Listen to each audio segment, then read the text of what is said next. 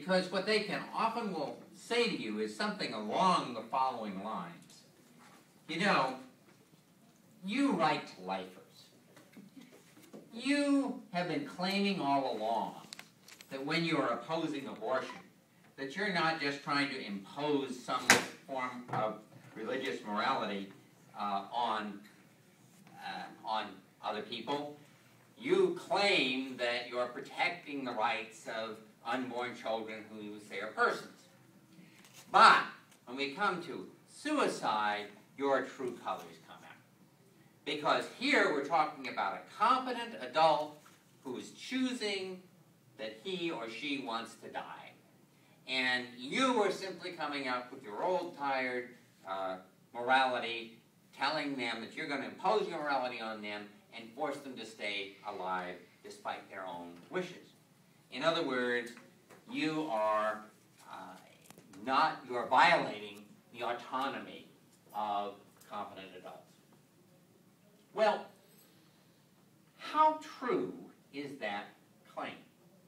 That is to say, to what extent do people who are attempting suicide or threatening suicide exercising their autonomy?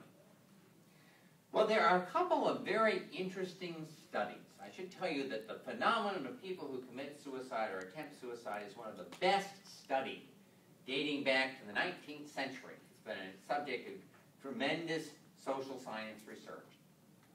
And one of the things that's done are what are known as psychological autopsies. Now you know what a regular autopsy is, you know, if you watch them all the time on television, right? Somebody has died, and the person is cut up and sliced and diced and examined to try to figure out what was it that really killed this person. Okay? Well, in a psychological autopsy, what happens is that trained clinicians go back and try to gather all the evidence they can about what motivated this person to commit suicide. What writings did the person leave behind? They interview family members, friends, classmates, and they try to build an analysis based upon all of this very intensive research about what was it that led to this person's decision to commit suicide. Well, there are two studies that have been particularly carefully done in the literature. One that comes from the United Kingdom and the other that comes from St. Louis, Missouri. And these studies came out with remarkably similar results. In one case, that the individuals who had committed suicide could, according to the St. Louis study, 94% of them were suffering from a clinically diagnosable mental disorder, which impaired their judgment. The other study from the United Kingdom came up with 93%. So, now, some people will say, okay, well, all right, even if that's true, what about the other 6 or 7%? You know, shouldn't we respect their right to choose and just have some way to screen out those whose judgment is impaired? Well, it's very important to understand that all of these individuals who had committed suicide obviously couldn't be interviewed, right? And so there were rigorous standards, scientific standards, that were being used before a conclusion was drawn that this person suffered from a mental disease disorder. So we can't say that the other 6 or 7% in fact didn't have a mental disease disorder, just that it wasn't provable under the circumstances that they did in fact suffer from one.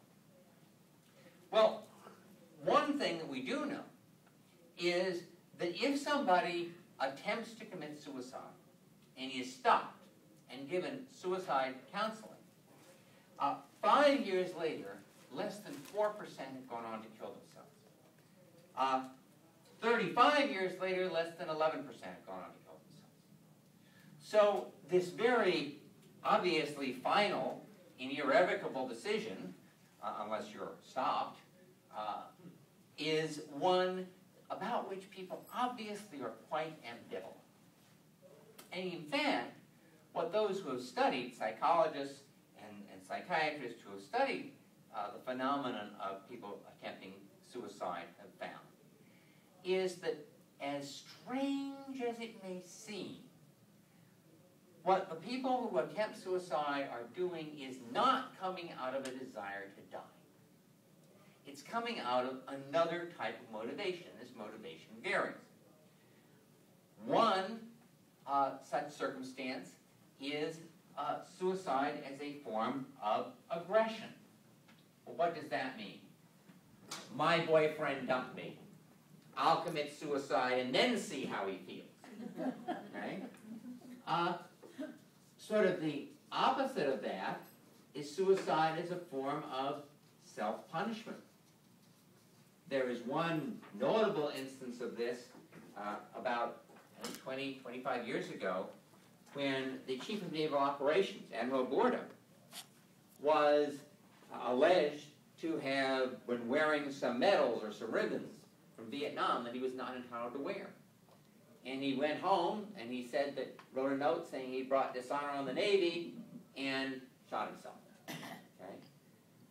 Well, now, in these cases, the person isn't really saying, boy, I'd be a lot better off dead.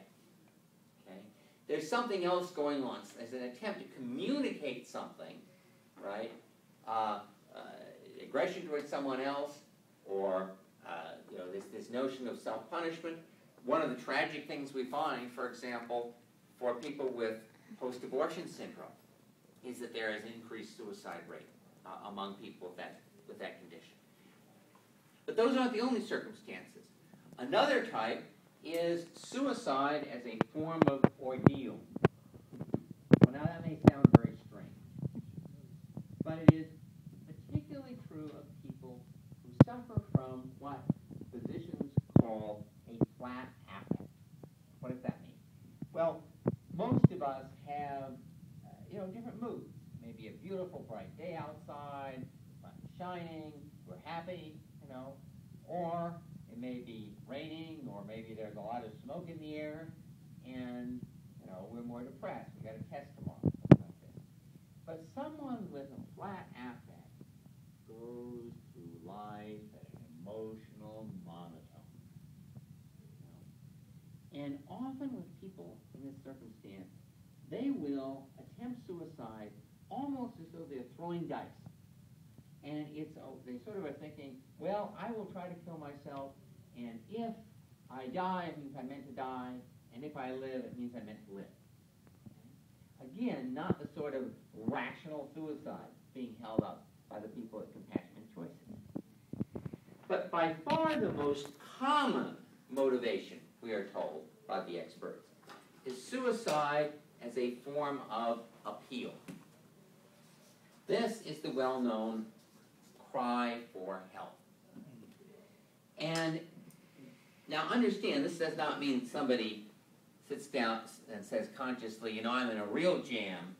Maybe if I go out and stand on a ledge and threaten to jump off, people will come and get me out of the jam. No, it's much more subconscious than that.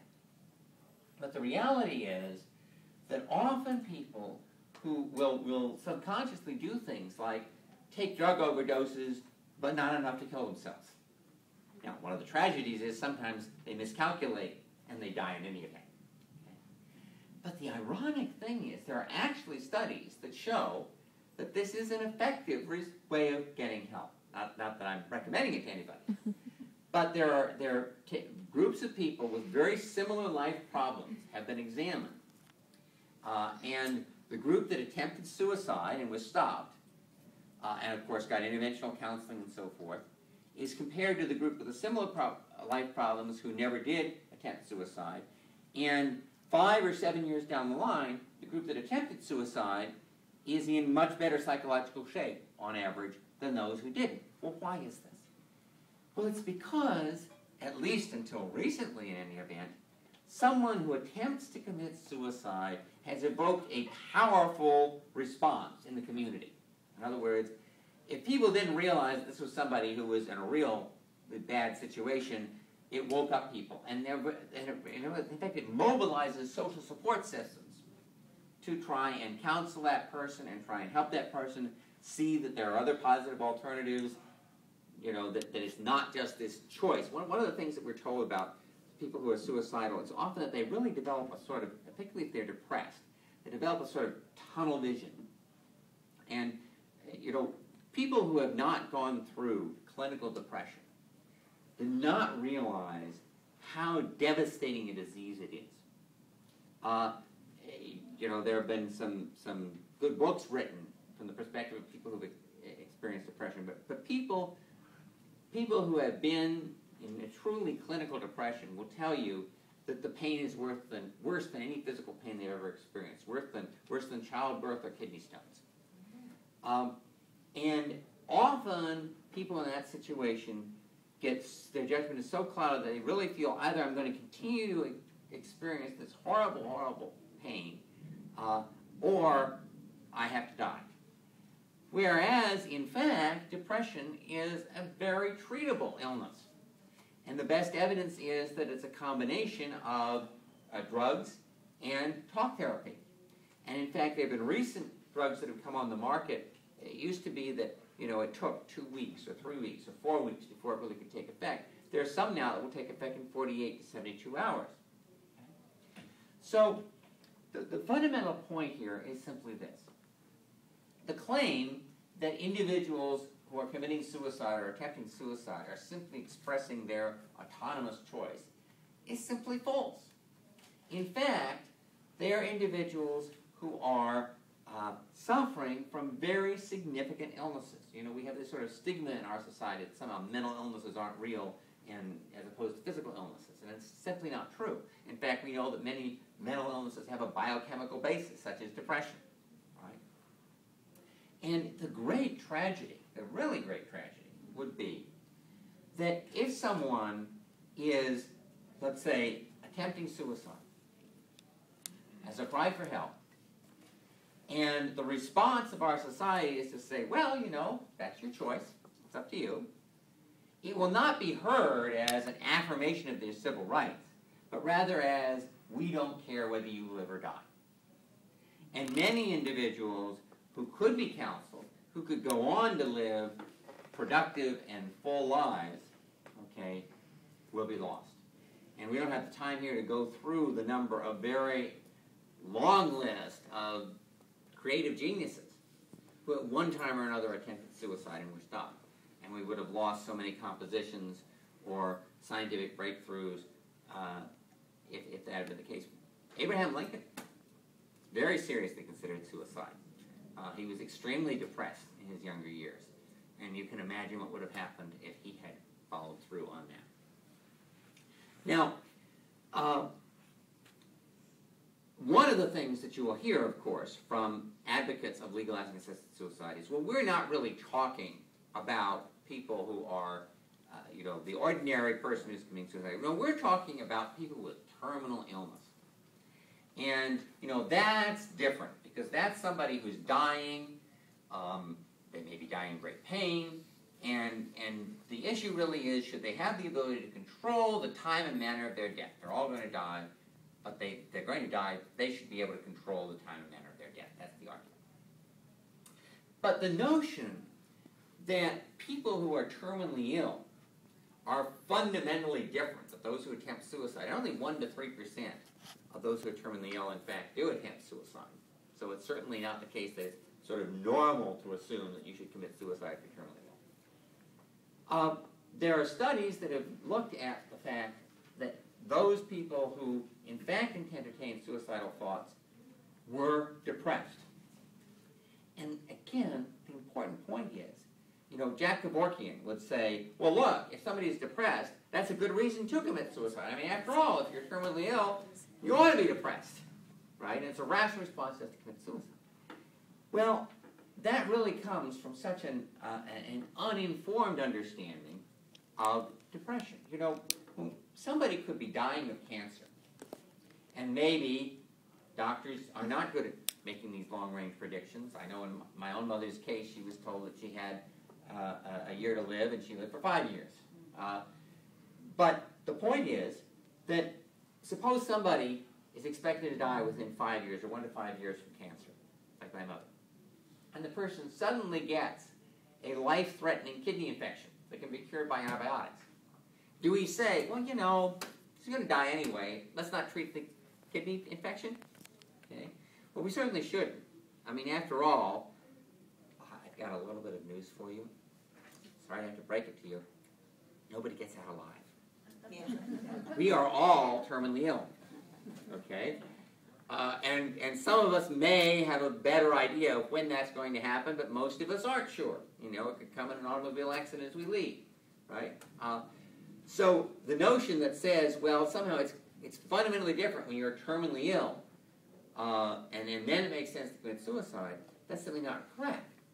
So as I say, we treat other illnesses that may be life-threatening, that are going to end the lives of we terminally ill people, okay?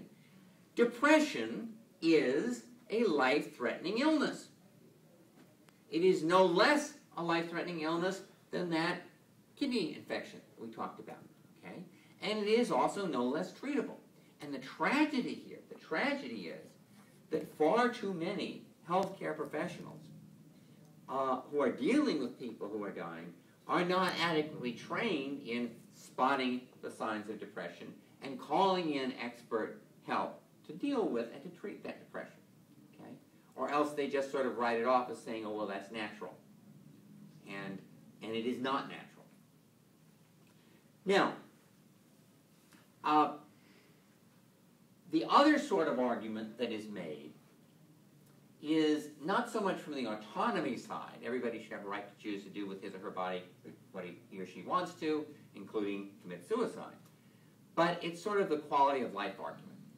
And that's the argument, and you'll often hear it now saying, well, we're not talking about legalizing suicide or assisting suicide for everybody. We're just as much against the teenager who's going to commit suicide because she's been dropped by her boyfriend as you are. But, there are certain circumstances that are different. We've talked about one of those, terminal illness. But we hear about a lot of others. Most commonly, disability. Most of the people that Jack Kevorkian was associated, whose death Jack Kevorkian was associated with, didn't have terminal illnesses. They had disabilities. Long-term disabilities, perhaps. Well, let me try and indicate the problem here, and I'll do it by telling you a true story. There was a young woman who, upon her birth, was rejected by her biological parents. And she wound up living, by the time she was 18, in a whole series of foster homes, in some of which she was both physically and sexually abused. By the time she was 18, she had attempted suicide 6 times. Then she went away to college. And in college, she bloomed. She started getting very good grades. She became interested ultimately in social work and went on to seek a degree as a master's in social work, a graduate degree. She fell in love. She got married. She became pregnant with a very wanted pregnancy. Things were really looking up for her. And then, in a short period of time, the following things happened. She suffered a miscarriage. Her husband left her. And then she was called in by the dean of the Master's Program in Social Work and said that no institution would accept her for an internship, and because of that, she couldn't complete her degree. She couldn't get her MSW. She then went to see her natural father, and he turned her out on the street. She then admitted herself to a psychiatric hospital. She got in contact with her estranged husband, who promised to come back and see her. After 6 weeks, he hadn't done so. And at that point, she said that she wanted to die.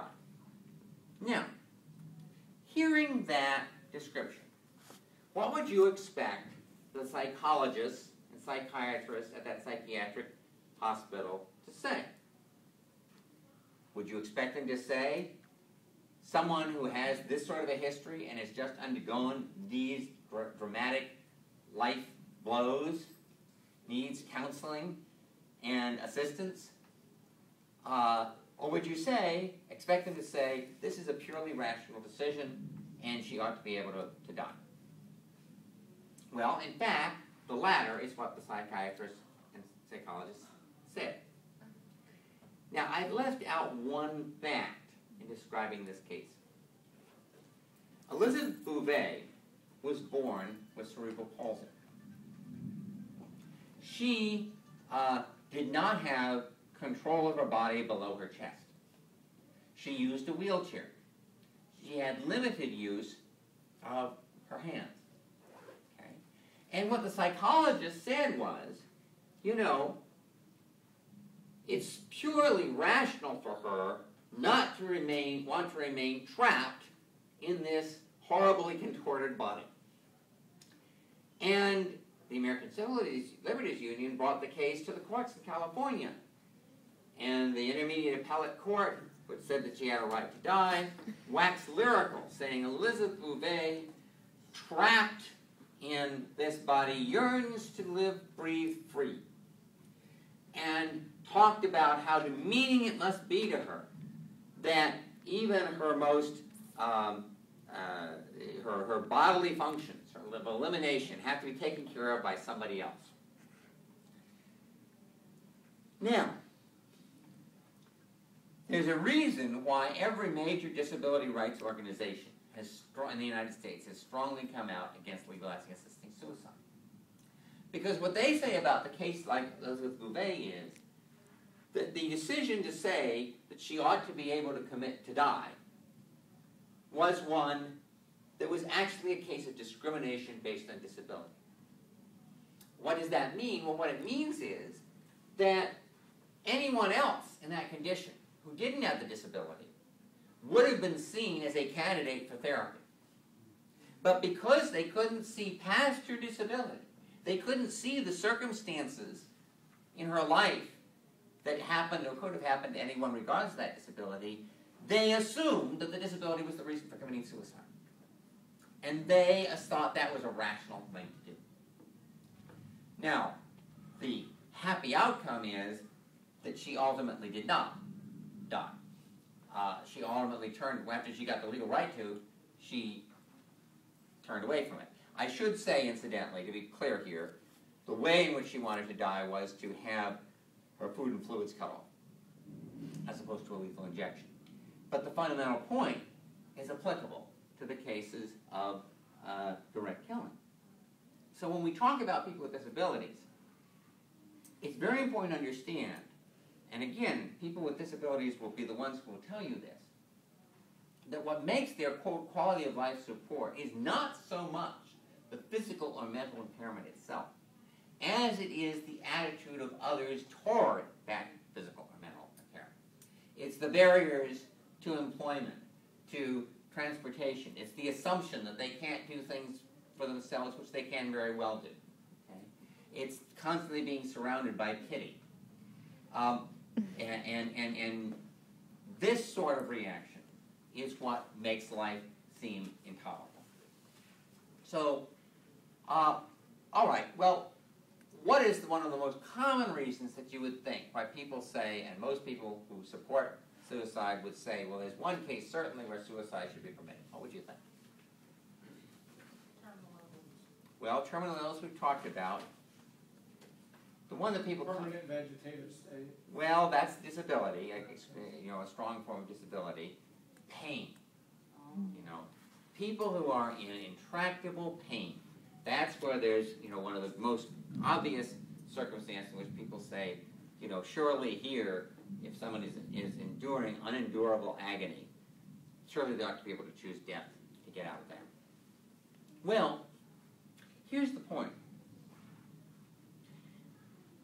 If you read the briefs of the American Medical Association before the United States Supreme Court, in that case that Jennifer was talking about, they present the case that, in fact, modern medicine can control virtually all pain. 90 to 99% of all pain can be controlled with opioids. And that there are other techniques that can be used to deal with the truly intractable types of pain. But in fact, the truth is that many people are in pain. Many people die in pain. Many people live with chronic pain. Why is this? Well, fundamentally, it's because, unfortunately, the most advanced pain management techniques have not wound up being spread to many clinicians. And in fact, one of the most common points that's made about training of physicians is that they get very little training in pain management. And I mean, I can speak for this personally. My wife had kidney stones, and she was in absolutely agonizing pain. And it was at night, and we called in the resident trying to give her pain, and he said, well, we can't give her the medicine that's listed here. You're only allowed to get so much every few hours. And I had worked in this area for many times, and I talked to clinical pain management specialists who said very clearly, what you do is you titrate the dose. You change the dose to the degree that's necessary to conquer the pain. And this is one of the most important lessons they learned, is that you don't give pain medication PRN, in other words, in response specifically to pain. You try to maintain a regular level of pain control, and when you titrate it, the danger of the PRN is that you give the person the morphine, and then they sort of the pain goes away, but they sort of go into a stupor. And then they come out of the stupor, and it's like a roller coaster, So you're going into pain, stupor. Instead, what you want to do is you get a regular level of pain control that you can then adjust so that it isn't so much that it makes the person, not conscious. And on the other hand, it's adequate to control the pain. But in this instance, this resident obviously didn't know anything about that, and he wasn't going to give her additional pain medicine because the package said this. So I said, well, can't we get pain management specialists? We don't have any pain management specialists in this hospital. Well, could we get an anesthesiologist? Well, the anesthesiologists really only deal with you when you're in surgery or just coming out of surgery. And she was just in absolute agony. Not because it couldn't be relieved, but because none of the healthcare personnel there wanted to do it. Now, this is getting somewhat better. A recent study found that whereas a few years ago, only in 1995, only 34.3% of those graduating from medical school were considered to have had adequate pain management training. By 2005, that was up to 55.3%. But it's still far too low. And the question is, what's the solution here? Is it the solution to say, when people are in agonizing pain, well, let's give them lethal doses? Or is it to train people better in pain management? This really is the fundamental question when we're talking about these sort of quality of life reasons why people say, we understand suicide should be acceptable in these circumstances. You do not solve problems by getting rid of the people to whom the problems happen. Okay? It's often the easier way to proceed. And in fact, this is one of the great dangers. I think probably in the other workshop, Jennifer and her co-panelists will probably talk about the fact that in Oregon, for example, where they have severely rationed care, they will not give certain people cancer drugs. They will not even give pain medication to certain individuals, expensive types of pain medication. But they will always pay under the Medicaid program for assisted suicide. And this is a phenomenon that, when you first get these arguments that we need to legalize assisted suicide, it's always argued in terms of the extreme case, its worst circumstance. And it is always said, of course we should use every other means first. Okay, we should only use this as the last result. And it may be that initially, when it becomes legal, that's what efforts are made to do. But what happens is, as soon as you sort of open that door, then what about that next condition that is almost as awful as that one extreme condition? What rational reason is there not to be provided that same relief there? And we know this not just from theory, but from fact. That's exactly what happened in the Netherlands. In the Netherlands in the early 1970s, there was a case of a woman who was terminally ill, inoperable throat cancer, in pain. Her doctor gave her a lethal injection, and the courts said, yes, is justified by the defense of necessity. Well, a while after that, there was a case of an individual who was not terminally ill, but had multiple sclerosis and didn't want to live. And this person was given a lethal injection. And that the courts upheld. Then along came a case in which there were people in a nursing home who had never asked to die. And the nurses gave the lethal injections. And the original ruling was that that was wrong because only doctors should be able to make that decision. But that was overturned on appeal.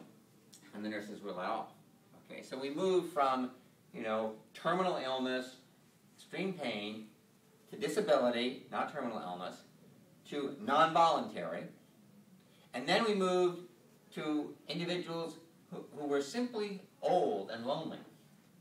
And they wanted to commit suicide. And the courts ruled that that was appropriate. There were cases of individuals. There was one famous case of an individual who was in her 50s. And her husband had died, one of her sons had died, and the other son had just committed suicide. There was she had no physical problems. She was 50 years old. She went to a psychiatrist and who offered her grief counseling. She didn't want grief counseling, she just wanted to die. And he asked her a couple of times, and she was adamant, so he gave her a lethal prescription. And the highest court in the Netherlands upheld that, saying that psychological suffering can be just as real as physical suffering. And when the Netherlands ultimately took all these court decisions and passed a statute, one of its provisions was that with parental permission, minors could choose to commit suicide. And however, over the age of, what is the age, do you know? Is it 15? When is it that they don't have to notify the parents? I'm not positive. Okay, well, we should have this specific data for you, and it's available on our website. But there is a point under 18, I want to say it's 15, but I'm not certain, maybe 16 or so, when the minor can choose to commit suicide even against her parents' wishes. Okay? Children born with Down syndrome, spina bifida, and other disabilities are routinely given, with their parents' consent, lethal injections. And Dr. Herbert Hendon has written a book after going over and examining circumstances in the Netherlands, in which he talks of one case, for example, where an elderly woman was admitted to a hospital by her regular practitioner for some problem, and the doctor was off over the weekend, and he came back on Monday and she wasn't there. Well, it turned out that one of the internists had said that they really had a lot of pressure for beds, and she was clearly very old and ill, and so he had just given her a lethal injection. When you put a price on human life, the price goes down. So the critical point that we need to make is, first of all, when we talk about these circumstances that are said to be so devastating, there are positive alternatives. And those are the positive alternatives that we need to provide. When people say, oh, it's a matter of the individual's choice, ask them a question. And say, if you really believe it's a matter of the individual's freedom of choice, then would you say that an 18-year-old young woman who had been dumped by her boyfriend and decided that life was not worth living without him, that we ought to give a lethal injection to if she wanted? Do you really believe that? There are some extreme autonomy arguments who will say, yes, that would be her choice. But I don't think the average American would say that. So if that's the case, push them on this point, because they'll always say, well, this is freedom of choice. Well, if you're willing to say that 18-year-old, legally an adult, we should intervene and try to help her and tell her, hey, I know this is devastating, but frankly, there are plenty of other fish in the sea, and no man is worth giving up your life like that. Then, what they really are saying is that, well, they think there are some reasons when it's a good reason to commit suicide. not that it's just a matter of personal choice. You know, one of the things that you have to deal with is the situation in which people who are arguing this sort of slip and slide around. I remember one radio debate that I had with Derek Humphrey, who is the founder of the Hemlock Society, which is one of the predecessor organizations to Compassion and Choices that Jennifer was talking about. And he sort of started off talking about terminal illness and how terrible it could be, and you know, this was a good reason for committing suicide. So I came back and talked about positive alternatives, pain control, counseling, and so forth. And his response was to say, well, of course, we're for all of that, and that should all be offered, but in the end, it should be the individual's own choice. So at that point, I said, well, if you believe it should be the individual's own choice, then what about the 18-year-old young man who's been dumped by his girlfriend and said life isn't worth living without her? And he, in great outrage, said, well, that's not what we're talking about. We're talking about cases of people with terminal illness. Don't try to be ridiculous. But understand, and I'm sure that was very persuasive to a lot of people listening. But what you have to point out is, he has just changed the terms of the argument, and it's a little slipshod argument, because he starts out by saying, you know, there are good reasons, quality of life reasons, for committing suicide, right? If you're terminally ill. Then you come back and say, well, maybe those aren't such good reasons. And instead of trying to rebut you and say, oh, well, no, there are still circumstances in which you can't relieve suffering or something, he shifts over to the autonomy argument. He says, well, no, but after all, it should be the person's own choice. But then if you say, well, it should be the person's own choice, how does that apply to the 18-year-old? Then he pops right back to the quality of life argument and says, oh, well, no, not in that situation. So you wind up, if you let yourself, you're just chasing your tail, you know. And you have to stop and point that out, point out that argument. You know, what is your position? Is it that anybody should be able to make this decision, or that there are circumstances in which society legitimately ought to intervene to provide counseling and to stop? And if you agree that there are legitimate reasons, then the issue is, in these circumstances that you're talking about, such as terminal illness or disability or whatever it is, are there these good reasons? You can't just pop back and say, oh, well, it should be the person's own choice, because you don't really advocate that. Okay? Now, many of the people on the other side, frankly, would advocate that themselves, but they are sensible enough to go step by step. But we do need to carry this argument to your state legislators in particular. Because even if you have a law in the books right now that is protective, the danger is very great that the other side may be coming to your state. So you need to inoculate your legislators. One good way to do that, incidentally, in the packets you received, you'll see one of the fact sheets is on, quote, civil remedies on assisting suicide. I'm not going to go into that in great detail now. You can read about it. But the point is that independently of whatever saying you're going to send somebody to jail if they assisted suicide, there are ways, based on what the Civil Rights Movement did to fight segregation, that you can give standing to individuals to go in and get injunctions against people and enforce those injunctions with monetary penalties. Now that may sound like it's not an adequate response, but I'll tell you, if you're talking about doctors, what is the thing that doctors are more afraid of than anything else? Lawsuits, malpractice, right? And, you know, it's one thing to sort of be the heroic person marching off to jail and being a martyr. It's another thing to be hit with enormous fines. So one thing you can do, even if there's a criminal statute against assisting suicide in your state, is you can go in and argue that you ought to supplement that with a civil remedy statute. And whether or not it passes, if nothing else, you can bring the message there so that when the other side comes in and tries to put in an assisted suicide bill, the legislature will, you hope, be persuaded by arguments, but at the very least think that it's too hot a potato to take up and to pass, as was ultimately the position taken by the Vermont legislators. Well, I think we have about another, 15 minutes?